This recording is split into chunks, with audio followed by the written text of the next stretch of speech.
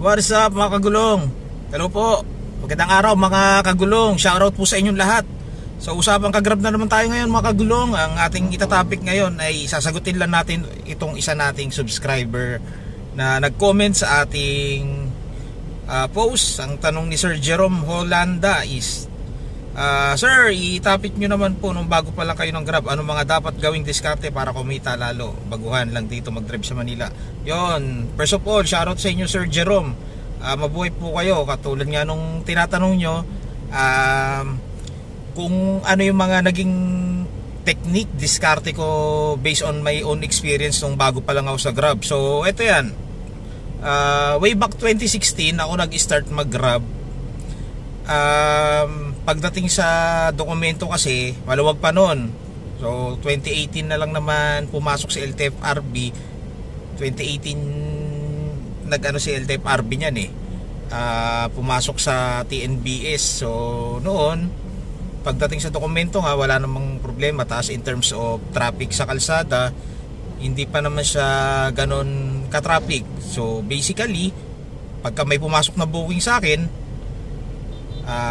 accept and then hatid, yun normal na so hindi ako nag-aano noon, hindi ako namimili, hindi ako nagka-cancel, tapos basta kung ano lang yung pumasok na booking. Kasi syempre bilang baguhan, kung baguhan ka pa lang nag-grab tapos bago ka pa rin lang nagda-drive ng sasakyan, usually hindi mo naman i-indayin yung traffic yan, hindi mo papansinin. So natutuwa ka pa kanya, lalo na kung nakakarating ka sa kung saan lugar, di ba?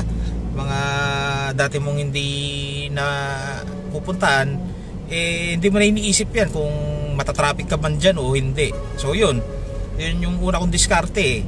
Tapos katagalan napapansin ko pagka rush hour ako bumibiyahe umaga, katagalan yan medyo iinday mo na yung traffic niyan So yun, doon ako natutong dumiskarte.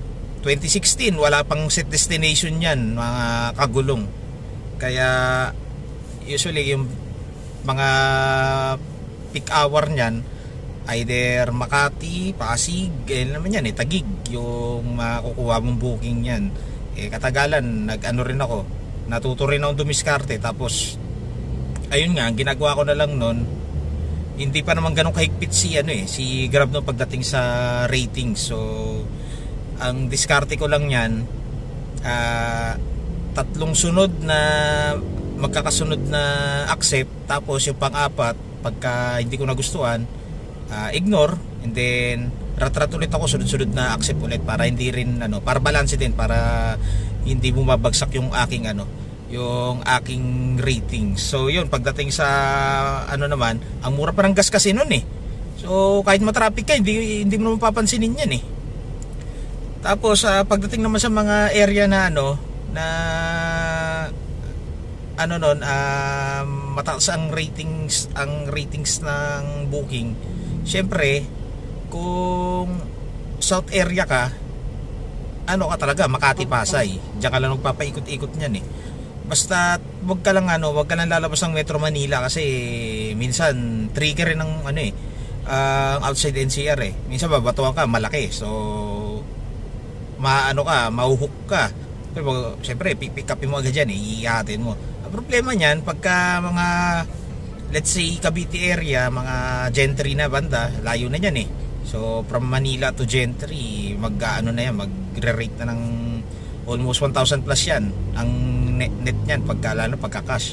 Syempre accept natin yan. Pagdating naman doon sa area, wala nang pabalik, kaya much better, mas maganda sana kung within the metro ka lang nagpapaikot-ikot. So yun yung mga diskarte ko nung bago pa lang ako nun. So accept kasi lalo pagka bago ka pa lang, nag-earn ka pa lang ng niyan kay Grab ng acceptance rate, tsaka syempre yung pangalan mo rin pinapabang mo kay Grab para syempre pagdating sa mga incentives tsaka benefits hindi ka mahuhuli. So Sir Jerome, yun yung isa sa mga diskarte ko nung bago pa lang ako. At sa mga susunod natin na video, ko naman yung mga sumunod na diskarte ko nung tumagal-tagal na ako dito sa Grab. So shoutout sa inyo mga kagulong Comment lang kayo kung may mga tanong pa kayo regarding sa usapang Grab, diskarte, tsaka mga proseso ng pag-a-apply ng na mga papeles natin sa Grab. So, yun lang muna mga ka-Grab. Have a good day and stay safe.